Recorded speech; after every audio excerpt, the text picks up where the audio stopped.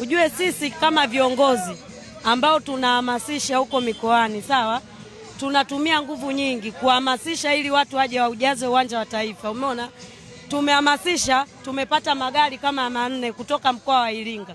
Tumekuja hapa tunaambiwa mechi hakuna. Tumetumia gharama, watu wamesafiri, wamekula, wamefanya nini? Gharama hizo anazilipa nani?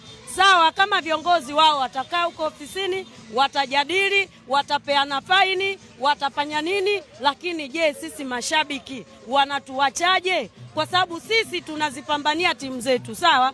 Yanga nao wamekuja, tumesafiri wote, Simba tumesafiri, tumekuja kuzisapoti timu zetu, lakini hawa viongozi mambo wanayofanya hawatufikirii sisi mashabiki. Umeona, gharama zote walizozitia humo ndani uwanjani watazilipa, si ndio? Lakini mashabiki wanatuachaje? Hapo unaposema viongozi unanyoshea viongozi wa Simba, Yanga ama shirikisho? Viongozi wote. Kwa sababu gani? Ujue mara ya kwanza tumeahirishiwa mechi, chanzo alikuwa ni Yanga, sawa? Leo hii tena tunaahirishiwa mechi, chanzo ni Yanga, si ndio? Kwa hiyo hizi ni hasara ambazo hivi vilabu viwili vingekaa viamalize kabla sisi mashabiki hatujaingia hasara. Wangekaa wamalize, huu ni mpira, waelewane nini shida. Yanga afungue mageti, Simba ingie afanye mazoezi kama kanuni inavyosema, mpira uchezwe. Umeona? Lakini Yanga kala msimamo, kafunga mageti. Simba hawezi kuingia. Kwa nini ufunge?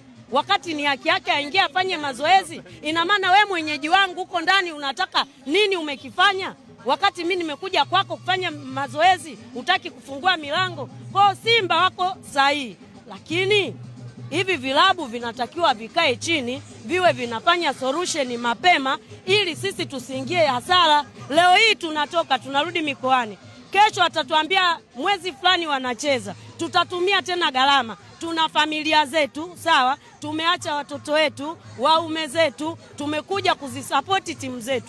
Tunafika tunaahirishiwa mechi bila sababu maalumu. Vitu ambavyo tunavisikia ni vitu vidogo, vilikuwa tu vya kuvimaliza basi.